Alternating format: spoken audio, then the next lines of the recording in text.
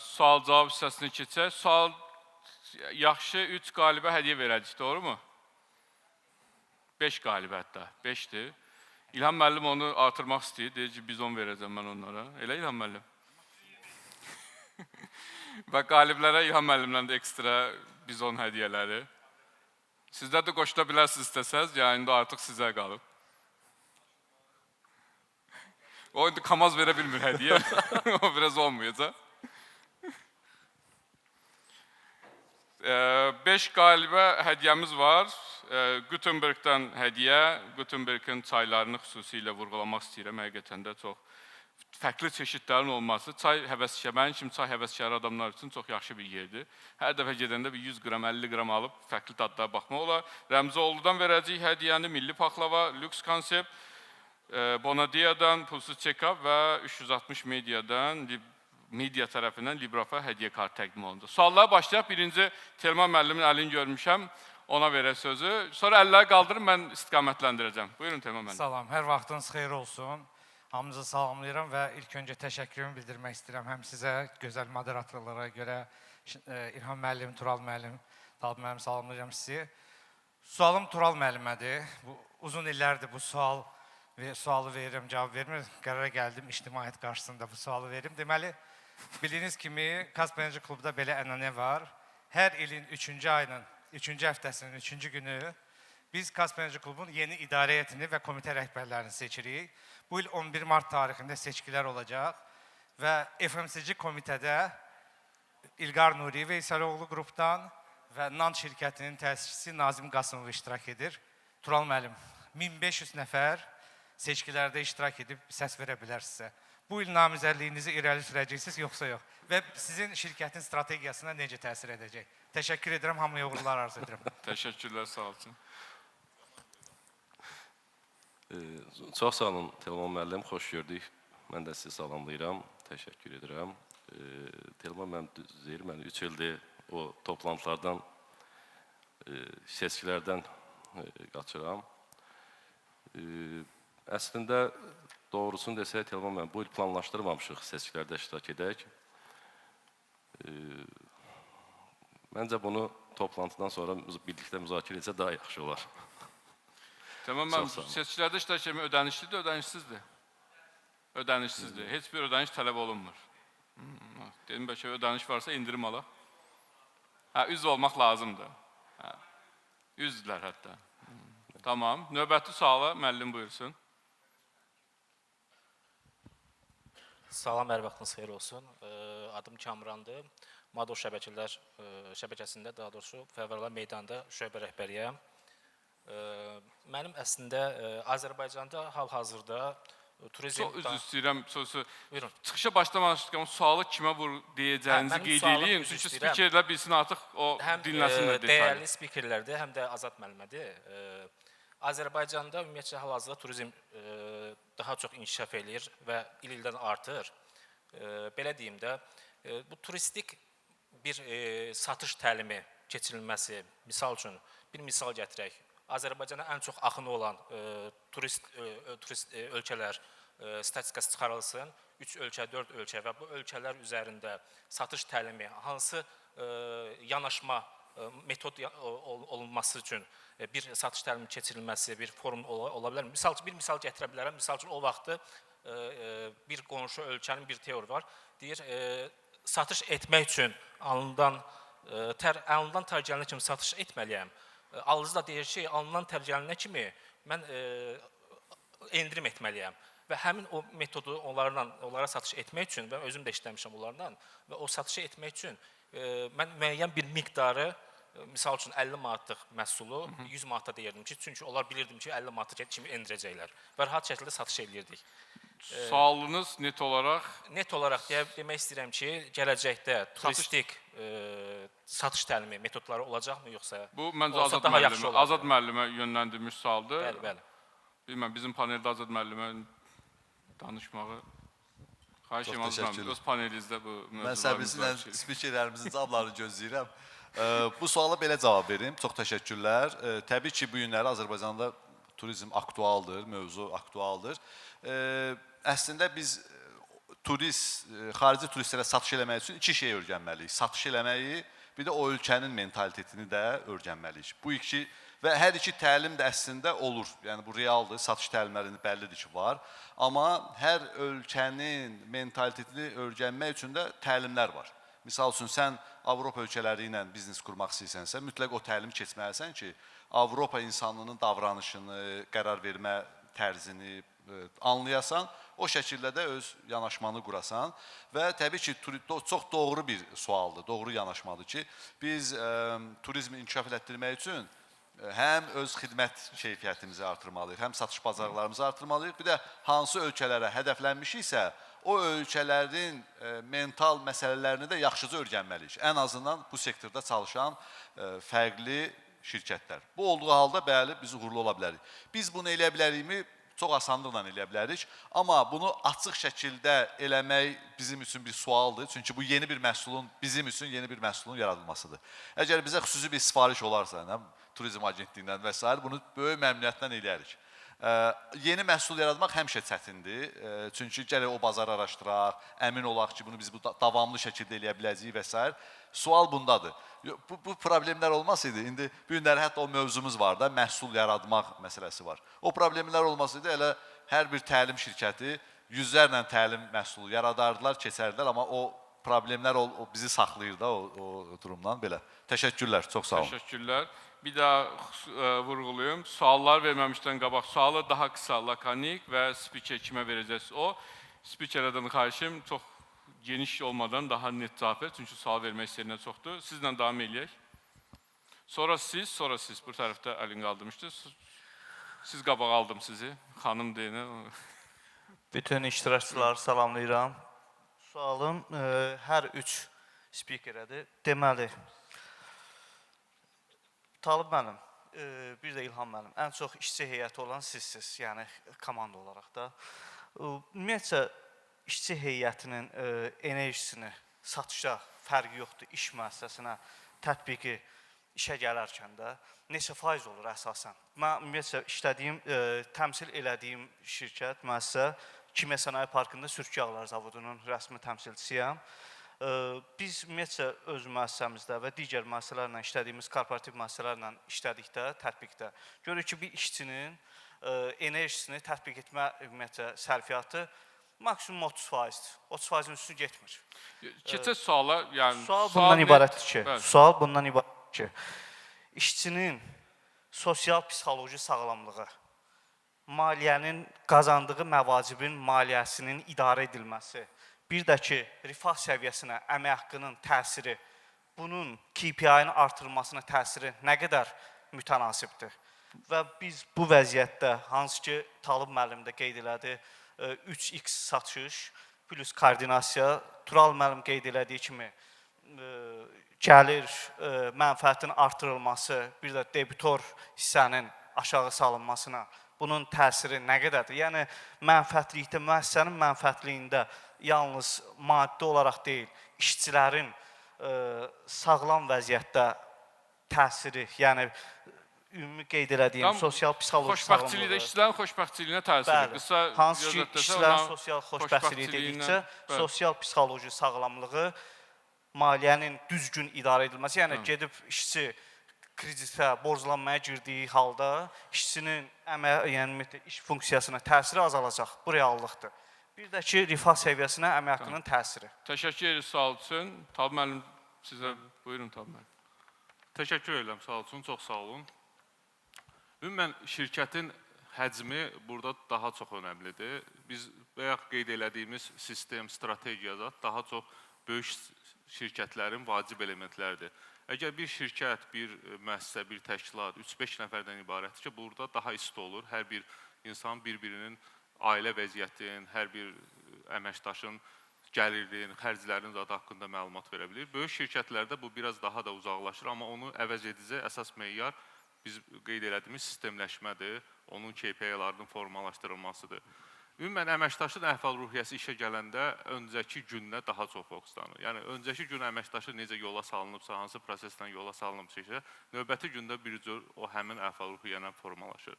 Amma onun müəyyən xərcləri, müəyyən öhdəlikləri mən düşünürəm ki, şirkət onu bilməsə də olar. Yəni tam olaraq ona ayrılmış, onun şöbəsində olmuş şöbə rəhbəri, onun tim lidi bu haqqda məlumat var, amma şirkət rəhbərliyin o dərəcədə hər bir detallar haqqında məlumatı olmur.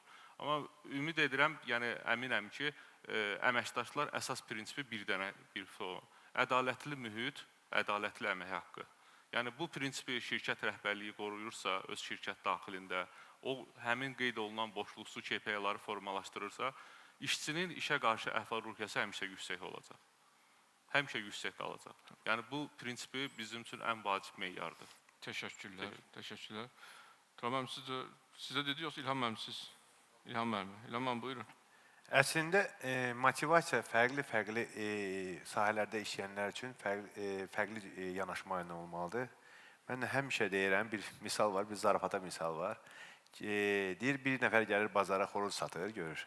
Yaxınlaşır, deyir, neçəyə satsa, deyir, 2000 manata. Deyir, 2000 manata xoruz olar. Deyir, 2000 manat borcum var deyən 2000 manata satıram. Yəni, bu misalı nəyə görə gətirəm? İşlədiyi sahədən asılı olmayaraq insanların ehtiyaclarını təyin eləmək çox çətindir. Yəni, fərqi odur, bu satış rəhbəridir və yaxud da ki, sadəcə alicə fəhlədir və ya da sürücüdür. Hər kəsənin ehtiyacları fərqlidir. Yəni, bugünkü 5000 manat alanla 500 manat alansının arasında həyat baxışı da fərqli ola bilər. Onun həyatdakı çətinlikləri də fərqli olur. O demək deyir ki, o yüksək alan maaş xoşbəxtdir və daha çox rifahı yaxşıdır. Ancaq bir dənə məsələ var. Biz həmişə komandamıza belə bir şeyi qorumağa çalışırıq. Bizim burada əməliyyatlar direktorumuz da var. Təsdiqləyər, əgər səhv deyirəmsə. Doğrudan da komandanın elə bir sistem qurmaq lazımdır, elə bir motivasiya proqramında olmalıdır. İşçi işə gələndə tələsməlidir, belə də ruhla, açıq ruhla gəlməlidir və evə gedəlməyə də tələsməlidir. Yəni, həm evə ayırdığı zaman o dediyimiz rifahına təsir edəcək. Elə bir sistem ilə işləməlidir, bir sistem ilə qurulmalıdır ki, işə gələndə can atsın, sevincdən gəlsin, ruhundan gəlsin və evə tələsin də. Yəni, zamanını daha çox işinə ayıraraq, vaxtını ora keçirək, həm işdən sonraki həyatını da düzgün yaşa bilsin. Ona görə fərqli yanaşma oldu. Bu fərqli deyil, bunu ümumiləşdirmək olmaz. Yəni, bir konkret ki, kimə motivasiyasına necə təsir edəndə onun həyat rifahı dəyişəcək. Təşəkkürlər, çox sağ olun. Növbəti suala keçək. O tərəfdən demişdim. Bütün iştirakçıları salamlayıram. Spikerlərimizə təşəkkür edirəm gözəl çıxış üçün. Mənim sualım, özümü təqdim edeyim, Namiq Həsənov bu arada Avrora qrupda çalışıram. Sualım Tural Hacıyev müəllimədir. Satışda olduğum üçün maraqlı çıxışlar etdi. Təşəkkür edirik sizə. İki nüansa toxundunuz. Daha çox müştəri satışımızı artırır. Yəni, bu satdığımız bütün portfellərə aiddir. Sualımın biri budur. Bir də bazar 15-20% böyüdüyü halda biz 10% böyümüşük. Satış komandasında sual yaranır. Sualımın biri də budur ki, tək satış komandası mı asıldır bu? Təşəkkür edirəm. Təşəkkür. Çox sağ olun, Namiq bəy. Birinci sualınıza əslində Avrora şirkətindən sual almaq özü bir xoşdur. Qısa olaraq deyim, portfelə görə dəyişə bilər. Yəni, biznesin böyüməsi təbii ki, portfelin xarakterinə görə fərqlidir. Hər portfeldə məhsul kateqoriyası və biznesin ağırlığına görə orada böyümənin effekti və yaxud da ki, müştərilə olan effektinin prioritetləşdirilməsi vacibdir. Amma genel olaraq əsas bizneslərdə mütləq şəkildə daha çox müştəri, daha çox bazar axtarmaq daha önəmlidir. Yəni, yanaşmamıza görə və öz biznesimizdə biz bunu tətbiq edirik. Üzr istəyirəm, müəllim. Sizdə nömrə 1 çörək zavodudur, eşitdiyim kimi. Yəni, yerli istehsal olunan tost var, 50 qəpiyə. Çörəkçi, üzr istəyirəm. Tost çörəyi var və Amerikan tost çörəyi var. Hardasa 8 və ya 6 manat varındadır. Biz bu portfellə müştəri artımına, daha çox müştəriyə getməliyikmi? Yəni, bu yöndə, qiymət segmenti yönündə sual verdim. Yəni, bizim məhsuldan danışırıq, yoxsa Amerikansan? Yəni, 8 manatlıqda fərqli ola bilər, 50 qəpiklikdə fərqli. Sualım odur ki, bütün qiymət segmenti olan portfellərində müştəri artımına getməliyikmi? Daha çox müştəriyə. Hə, anladım sizi. Təbii ki, biz elə öz tost çörəyimizin yanaşmasından girsək bazara, bizim tost çörəyimizin qiyməti 1 manat 60, 1 manat 70 qəpik arası marketlərdə dəyişir. Bazarda desək, biz bu tost çörəyindən ilk olaraq bazara verəndə, bazarda 60-70 qəpiyə tost çörəyi var idi. Bugün bizim tost çörəyimizin satışı 100% artıb. Və trend göstərir ki, hər il 20% artır. Niyə artdı? Çünki biz daha çox müştərilərə və daha çox rəflərdə genişlənməyə fokusumuzu verdik. Yəni, düşünsəydik ki, orada bir müştəri kateqoriyası var, onu məhdudlaşdırırıq, o müştəri kateqoriyasına belə deyək də, satışımızı fokuslanacağıq, biz bu formatda satışlarımızda ciddi artım edə bilməzdik. Yəni, mən Amerikan idxal çörəyini satsam da o məntiqlə mi getməliyəm, ya daha müştəri segmentasiyasına getməliyəm? Daha premium. Üzr istəyirəm, müzakirə şeyinə giririk artıq. Yox, əslində müzakirə sual kimi vermək istəyirəm. Bir sual və cavabla yekunlaşdıraq, çünki artıq 3-cü, 4-cü belə geçsək çatmayacaq ona görə. Biz vaxt qalasa qayıdarıq sizin sualı, olar eləncə? Tamam, olar mı? Problem deyil ki. İlham müəllim, üzr qəbul edin. Sizə versəydilər sualı... Bu kömək eləmədi, hə? Yox. O yox idi bu anda. İkinci suala siz cavab verin. İkinci sualınızı dəqiqləşdirək Namiq bəy. Bazar 15-20% böyüyübsə, biz niyə 10% böyümüşük? Satış komandasında sual yaranır. Yəni, sualım odur ki, tək satış komandasının mı günahıdır? Burada əsas satış komandasını biz görürük burada və satışa təyin edilən hədəflər təbii ki. Birinci növbədə buradayıq. Çünki təbii ki, birinci satış komandasına dönülür ki, burada motor bazarda olan şəxslər satış komandasıdır. Ciddi bir əsas gətirməlidir ki, biz artıq geriyə dönüb digər o proseslərimizi, misal üçün istehsalatda, marketinqdə və digər nöqtələrdə artıraq. Əgər satış komandası zəruri bir resurslarla təmin olunubsa, bu mütləq qaydada satış komandasından sorulur ki, yəni burada sual var, ya satış komandasının idarə etməsində, ya KPI-ində ki, haradasa bir boşluq var ki, bazar böyüməsinin altında satış komandası sistemi qurub. Təşəkkür edirəm. Təşəkkür edirik. 18-ci masada. Baxacam, oradan sonra keçir bir tərəfə. Salam, hər bir spikeri salamlayıram. Deməli, Talib müəllim çıxışında dedi ki, davamlı strategiya qurmalıyıq. Davamlı strategiyanı daha çox dayanıqlı şirkətlər qura bilir. Bu, bir çoxu belə deyək də, iri sahibkar subyektlərdir ki, davamlı strategiyanı qura bilir. Kiçik orta sahibkarlar daha çox çağırışlarla qarşılaşırlar və böhran dövrləri çox olur. Böhran dedikdə mən maliyyə durğunluğu və s. təkcə onu nəzərdə tutmuram. Yəni, fərqli böhran dövrləri olur kiçik orta sahibkarlarda. Böhran dövrü baş gələndə və yaxud da gəlməmişdən öncə biz strategiyanı necə çevik dəyişə bilərik? Yəni, bu öncədən strategiyanı bəlli edəndə plan B kimi özümüz üçün bəlli edirik. Əslində, bu suala Talib mən də belə deyək, yönləndirirəm, amma digər spikerlər də cavab versə maraqlı olar. Çünki siz daha çox xidmət sahəsindəsiniz. Digər spikerlər isə belə deyək də toxuna biləcəyimiz məhsul satışındadılar. Çox sağ olun. Təşəkkürlər. Buyurun. Təşəkkür edirəm, sağ olun, çox sağ olun. Davamlı strategiya yəni strategiyalar zaten olmalıdır və davamlı getməlidir. Yəni, strategiyanın icrası davamlılıqdan daha çox asılıdır. Yəni, strategiyanın davamlı strategiya, davamsız strategiya formalaşmır. Amma qeyd edildiyiniz əsas məqam ki var, hansı ki, müəyyən risklər, müəyyən faktorlar. Məsələn, bizim biznes sektoru daha çox iki faktoru heç vaxt hesablamamışdı. Şəxsən bizim nəsildən olan biznesmenlər. Bir faktor devalvasiya faktoru idi. Yəni, heç bir strategiyada bu bəlkə də qeyd olunmamışdı.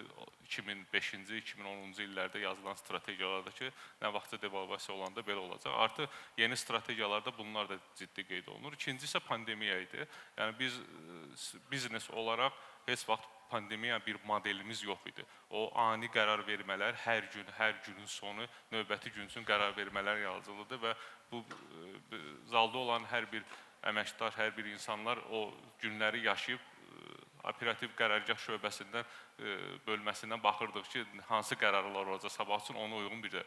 Amma bu faktorları nəzərə almadan strategiyanın təbii bir formada davam etməsindən yaranan müəyyən faktorları zaten strategiyanın tərkibində müəyyən qeydlərdə formalaşır. Yəni A planı və B planı dediyimiz halda o plan üzrə yox, strategiyanın müəyyən riskli faktorlardır. Amma mən orada çıxışımda da qeyd elədim ki, o faktorlar mütləq olacaq. İnsanın öz həyatında da olur, biznesdə də olur, həmişə dalğalanma formalaşır. Amma biz əhval-ruhiyyəmizdən asılı qoymamalıyıq strategiyanın davamlılığını, o strategiyanın standartlarını. Yəni əməliyyat intizamı odur ki, o strategiya mütləqdir ki, günümüzün hətta əsas qismini təşkil eləsin. Yəni günlərin müəyyən günlük rutinlər var, risklər var, müəyyən faktorlar yaranır, əhval-ruhiyyəmizi korlar. Amma standartlarımızı pozmayaq, ənənələrimizi pozmayaq.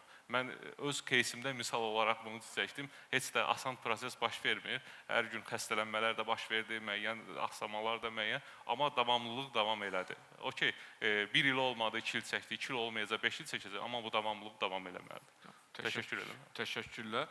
Keçək, buyurun. Ağköynəkli olun.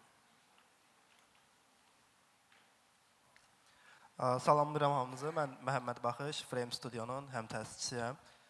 Mənim sualım o idi ki, məsələn, qiymətə... Kimə verirsiniz sualı? Hər iki spikerdən hansı istəsə cavab verə bilər. Öncəlik olsa birini seçsəz. Tural bəy cavab versə Tural sevinərəm. mənim, sual sizədir. Qiymətə fokuslanmış müştərini necə bir dəyərə yönəldə bilərik? Yəni ki, müştəri qiymətə deyil, alacağı dəyərə, xidmətin dəyərinə yönəlsin. Buyurun. Təşəkkür edirik. Bu əslində maraqlı sualdır. Qiymət müştəri üçün, biz özümüzdə müştəri çox önəmli bir faktordur. Amma qiymət bir dəfə müştəri üçün maraqlı olacaqdır. Bir dəfə o məhsulu əldə edib endirimdə alana qədərdir. Ondan sonraki etap çox önəmlidir ki, təkrar alaraq qiymət aşağı olsa da biz o məhsulu təkrar ala biləcəyik. Yəni bu önəmli tərəfi buradan başlayır. Yəni hekayənin əsas hissəsi buradan başlayır. Birinci növbədə qiymət, malın, məhsulun keyfiyyəti və xidmətin keyfiyyəti burada vacibdir. İkinci, davamlılıq vacibdir. Yəni biz öz sektorumuzdan onu bilirik ki, qiymətə görə biz məhsulda endirimlər veririk, amma keyfiyyətimiz davamlı deyilsə, müştəri artıq digər bir sahəyə öz yerini dəyişir. Ona görə də burada önəmli davamlı keyfiyyət, davamlı xidmətdir. Bunlar olacaqsa, zaman-zaman artıq qiymət müştəri üçün ikinci plana keçir. Təşəkkür edirik. Çox sağ olun, təşəkkür edirəm. Buyurun, xanım. Sonra keçiriyor tərəfə, uzaqlara. Təşəkkürlər. Sualım Talib Abbaszadəyədir. Mən Vəfa Rüstəm hüquqşünasam. Siz qeyd etdiniz ki, insan beyni işə uyğunlaşdırmalı və yaxud iş ona uyğunlaşdırmalıdır. Mənə maraqlıdır, əməkdaşlardan danışdıq, bəs CEO-lar üçün, yüksək rəhbərliyi üçün bu motivasiya sistemi sizdə necədir? Özünü mükafatlandırmaq, o dopamini saxlamaq. Məncə üçüz də cavab versəz. Bu suala bayaqları kimsə Tural müəllim cavab verdi. Tural müəllim verdi. Bəli, çox doğru sualdır. Yəni bizi motivasiya edən bizim yazdırılan strategiyanın nəticəsidir. Yəni əsas fokusumuz o nəticəni görməyə fokuslanır. Xanım kiçik orta bizneslərdə doğru qeyd elədi ki, o çətinliklər hər an baş verəcək, hər an görəcək, hər an yəni əhval-ruhiyyəmizi korlayan meyarlar olacaq. Amma biz o strategiyanın, yəni alacağımız bir nəticəyə bizim üçün daha bir növ o biznes ehtirasıdır. Yəni daimi onu gözləntimiz var ki, ona çataq və o xoşbəxtliyi yaşayaq. Yəni əsas motivasiya verici qüvvə budur. İlham müəllim, sizin əlavəniz var? Əslində, biz bu məsələyə necə baxırıq? Mən həmişə deyirəm ki, insana verilən vəzifə sadəcə onun digərlərinin üzərində olan üstünlüyü deyil. Bugün icraçı direktor olaraq mən öhdəliyimdə başa düşürəm ki, hər bir attığım addım səhv, yanlış, düz şirkəti böyük nəticələrə gətirib çıxarda bilər, inkişafa gətirib çıxarda və hətta əksi də ola bilər, yəni şirkət uçuruma da gedə bilər. Ona görə birinci biz üçün motivasiya odur ki, şəxsi maraqlarımız yox, komandanın içində olan bütün şəxslərin taleyi yaşam rifahı, yaxud ki, suallarda əsasən. Yəni, əsas bizim üçün motivasiya budur ki, atdığımız addım, yenə deyirəm, bugün bizim tabiçiliyimizdə Avrora şirkəti olaraq, MMC şirkəti olaraq 4200 nəfərə yaxın bir işçi çalışır. Yəni, hər bir adamın, hər bir şəxsin, hər bir işçinin taliyə bilsin çox vacib. Bizim üçün motivasiya əslində odur. Bir də ən gözəl motivasiya bizim komandada belədir. Biz qazancımızı bölməyə bacarırıq. Biz deyirik ki, aşağıdakı qazanması üçün biz qazanmalıyıq. Yəni, o qazanmalıdır ki, mən qazanım. Mən qazanım, onlara payım yox. Onlar qazansın ki, mən də oradan qazanım düşüncəsilə yanaşanda biz o şeyi, belə də, dediyimiz, xanım dediyi o enerjini ala bilirik. Təşəkkürlər, təşəkkürlər. Tural müəllim, sizin də var?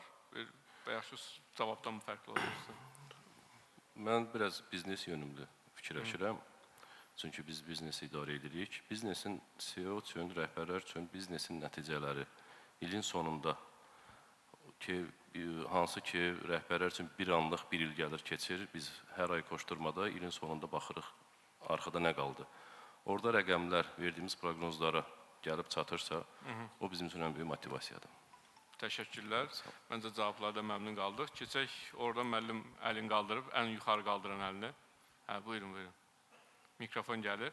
Bir əllər qaldırsın suallar olanda, mən təxmin bilim yerləri. 4 nəfər burada, 2 nəfər orada, 2 nəfər də orada. Tamam. Salamlayıram forum iştirakçılarını. Nihad Mahmudlu, 166 Yükdaşma və Logistika Araşdırma və İnkişaf Şöbəsinin rəhbəriyəm. Sualım İlham bəyə və Tural bəyədir. Belə deyək, satışa strateji yanaşmada bilirik ki, bazarımız çox da böyük deyil, cəmi 10 milyon əhalimiz var. Strateji baxanda qlobal bazarda hansı hədəflərimiz var? Biz Avstriyaya bizon və yaxud da İtaliyaya bismak makaronları nə vaxt satacaq və yaxud da satırıqmı? Təşəkkür edirəm.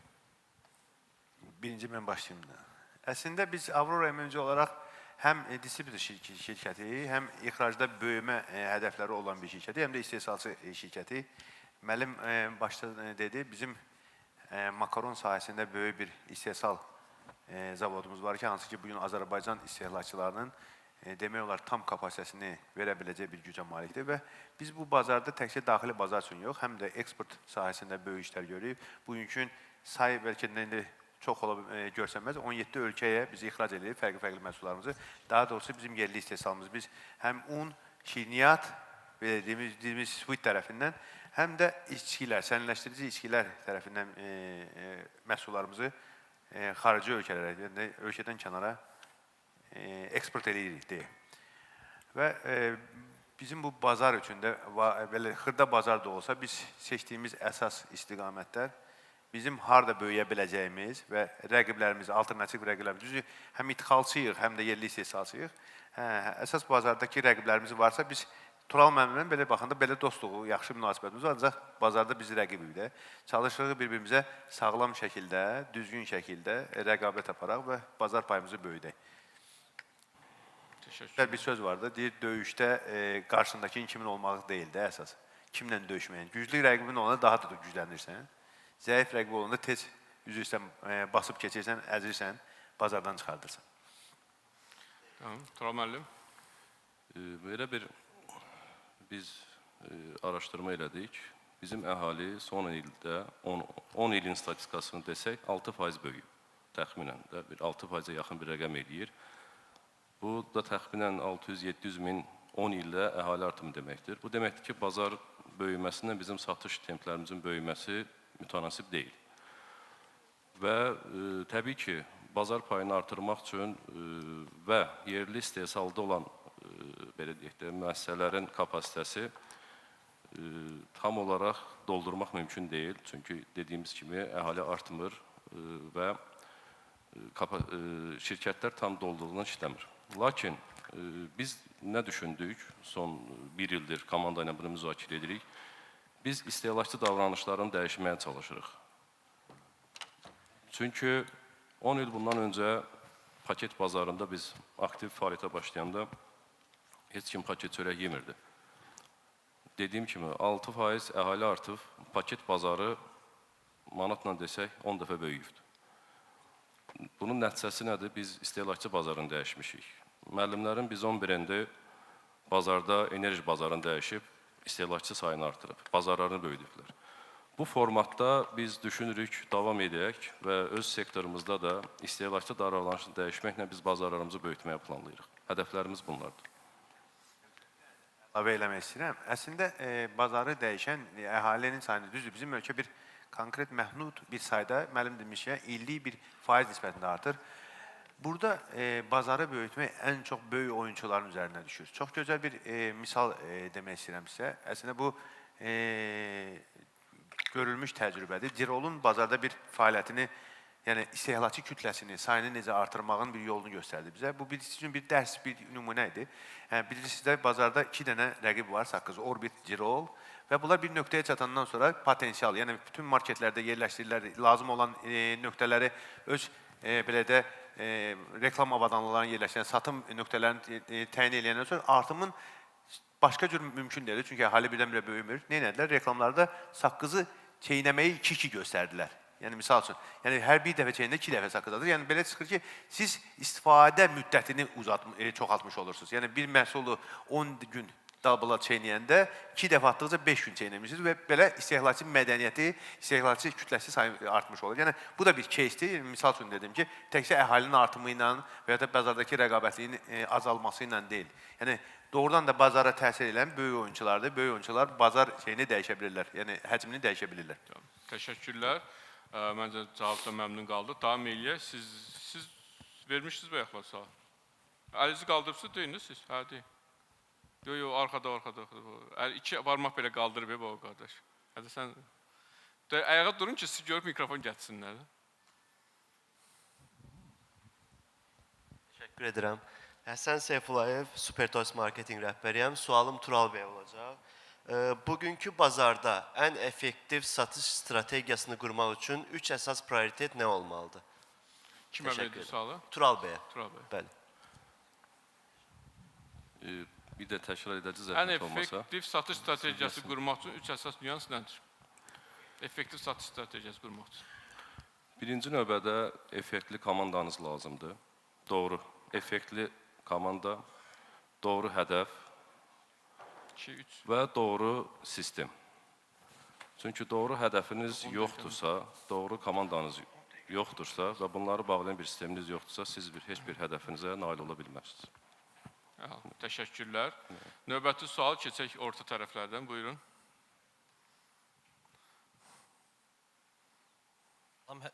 Salam hər kəsə.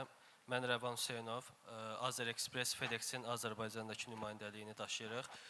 Özüm satış rəhbəriyəm. Sualım İlham və Tural bəyədir.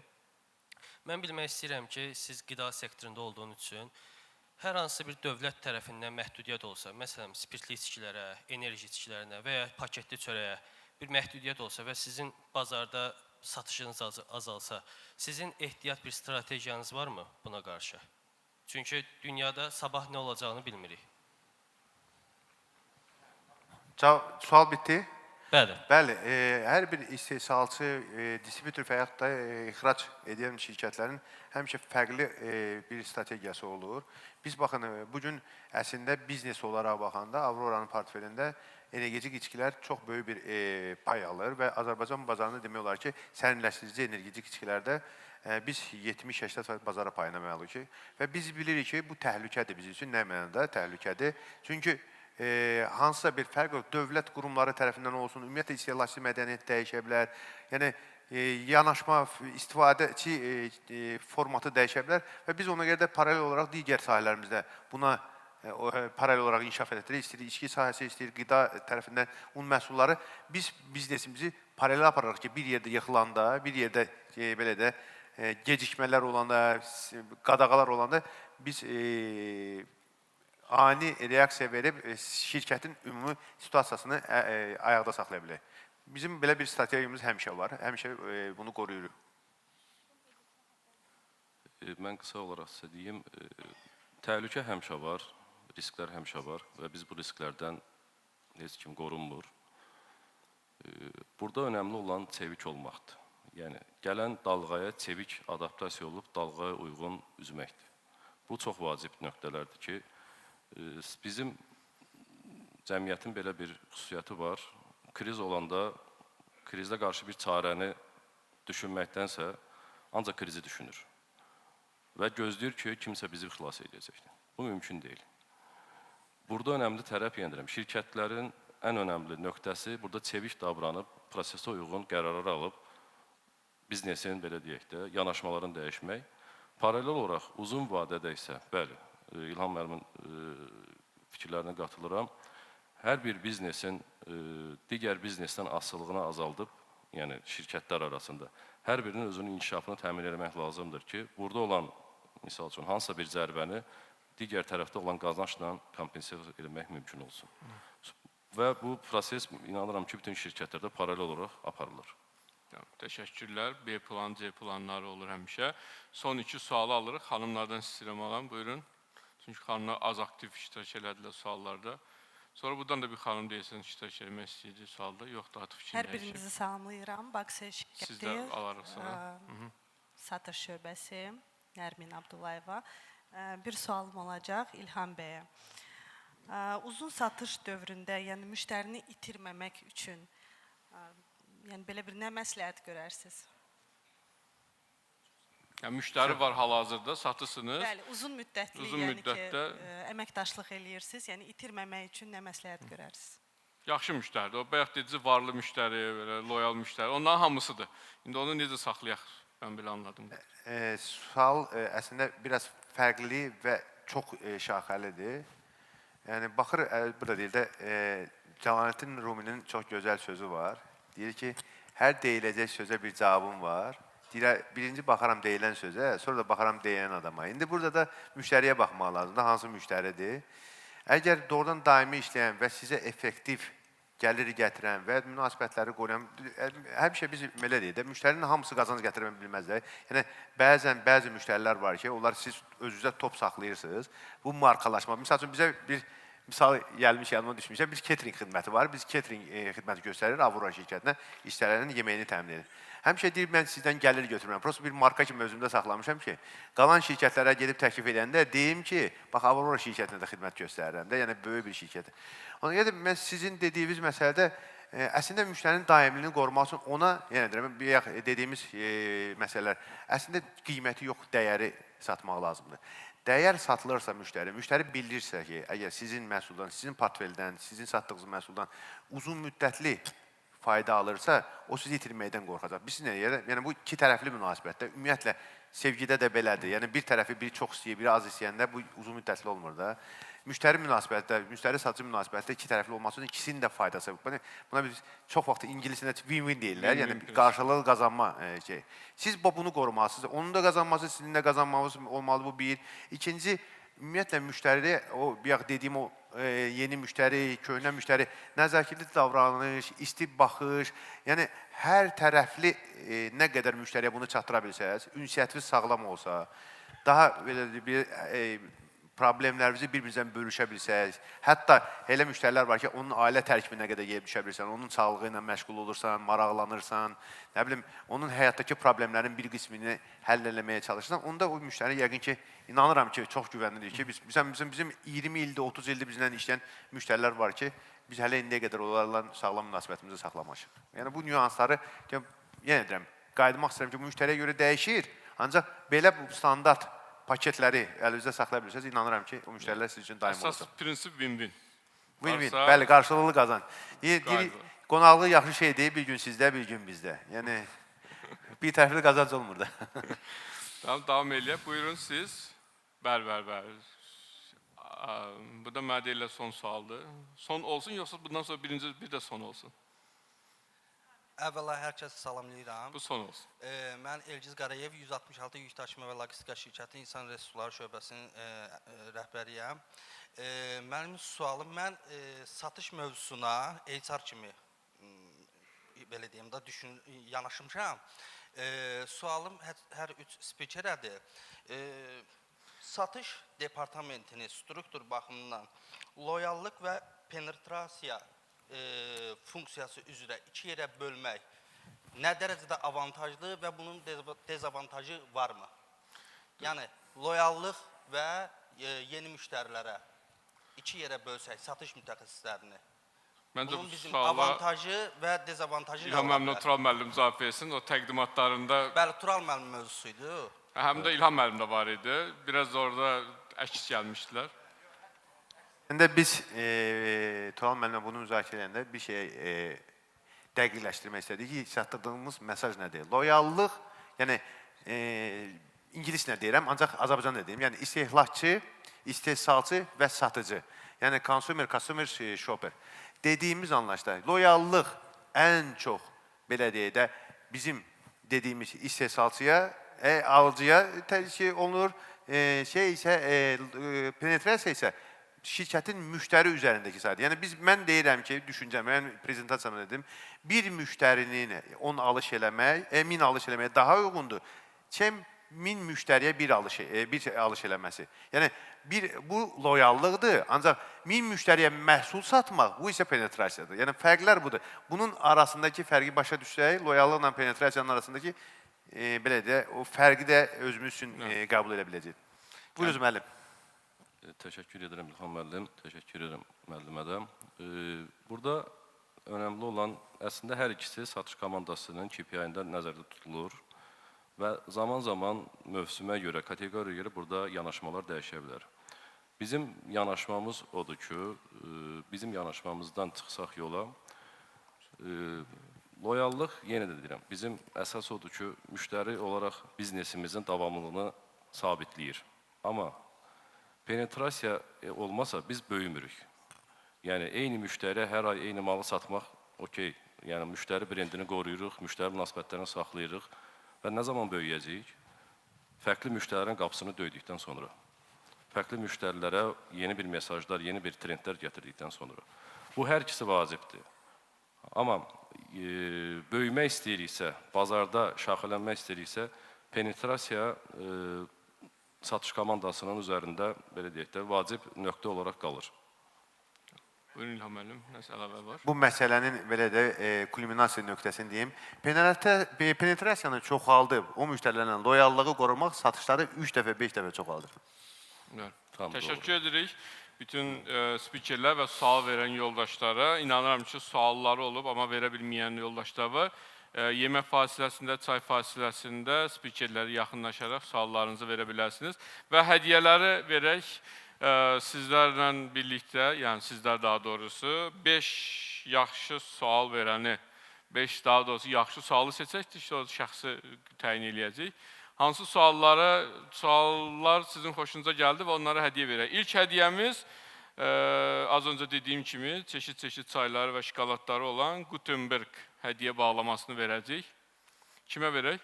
Orada hədiyyənin razmeri ölçəsi qiymətində fərq var? Məncə, dəyər olaraq aşağı-yuxarı eynidirlər. Yəni, manat dəyərində. Onda əsas, yəni kimisə qəlbini qırmamaq üçün deyirdik. Qarşı tərəfə ola bilər, misal üçün, bəzilərində olsa yaxşı, amma biz indi o seçimi eləyə bilməyəcəyik. Biz sırayla gedəyik yaxşısı. Tamam. Yəni, birinci, ikinci, üçüncü, dördüncü, beşinci yeri yoxdur da. Yox, bir iki üç deyil. Deyil də mən bilən, düz deyirəm. Sonra birdən yanlış deyirəm. Mən bir əlavə etmək istəyirəm. Bizdə səhv etmirəmsə 166 təmizlik xidmətinin rəhbəri Günlar xanım da buradadır.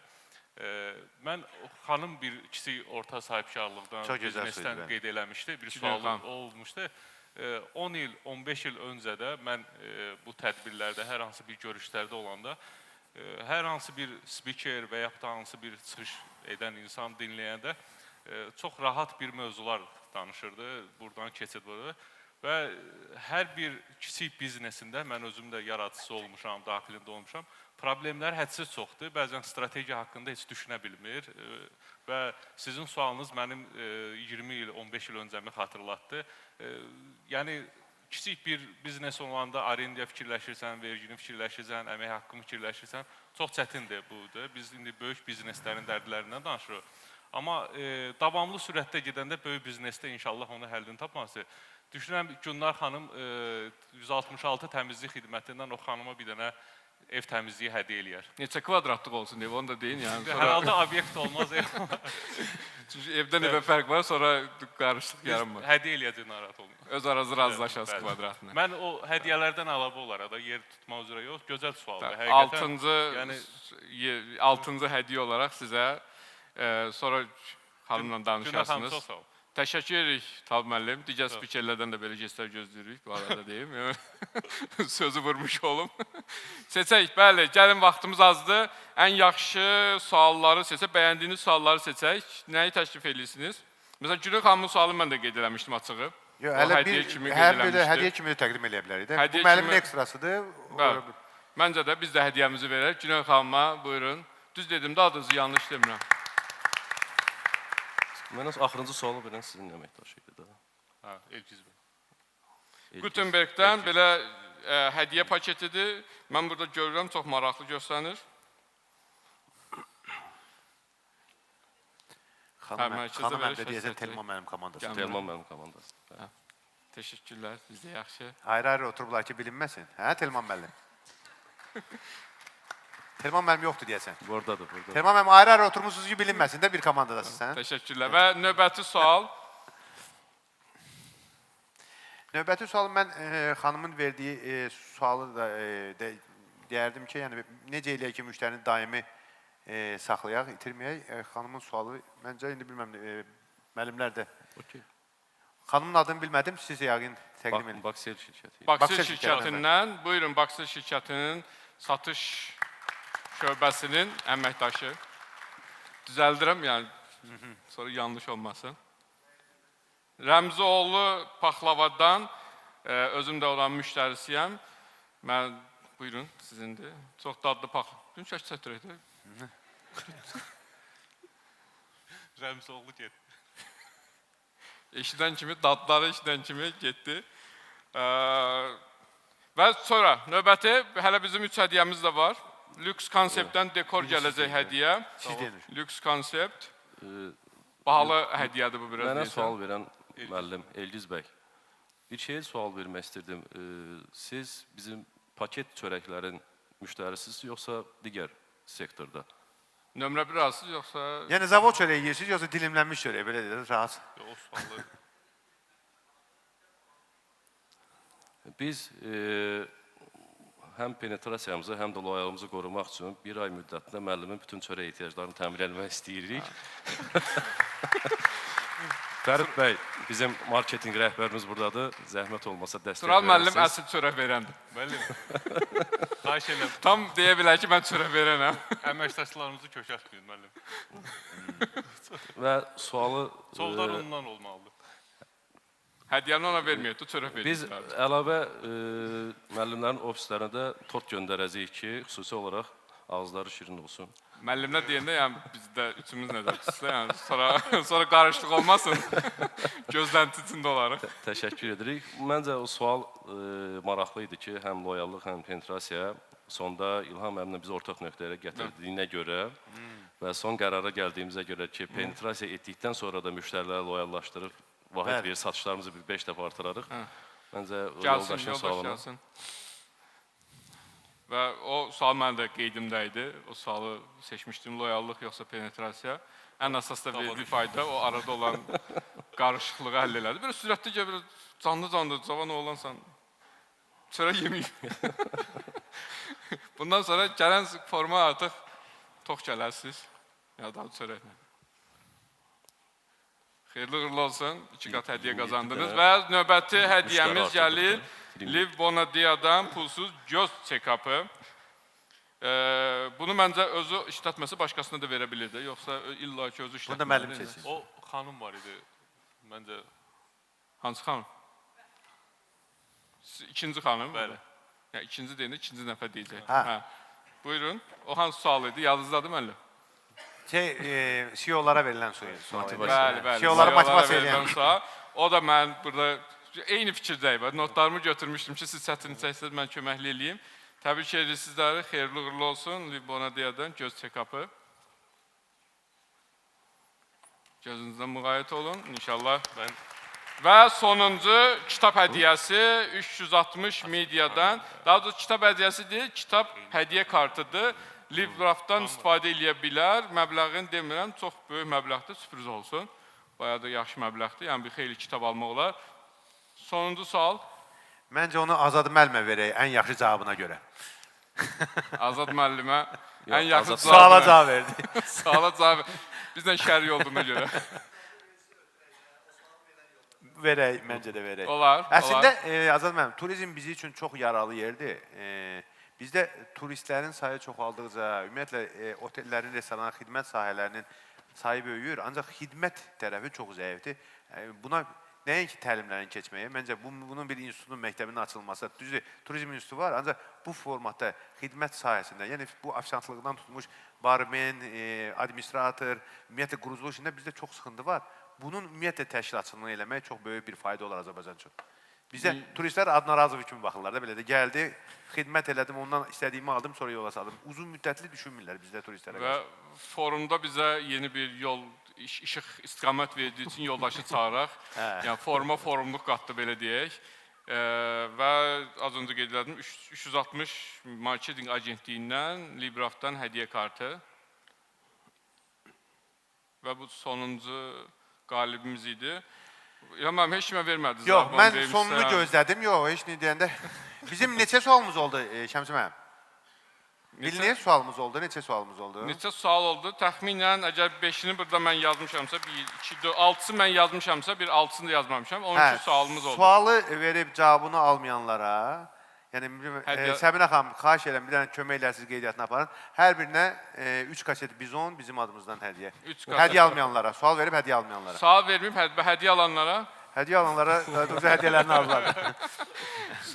Səbinə xanım, zəhmət olmasa ayağa qalxaq görsünlər sizi. Ki, bilsinlər kimə yaxınlaşacaqlar.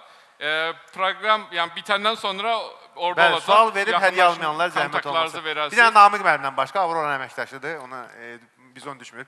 Onun hər ay 3 dənəsi kasetini atılmış. Ona çörək verdilər. Ona çörək verdilər. Yox, çörək 166 idi.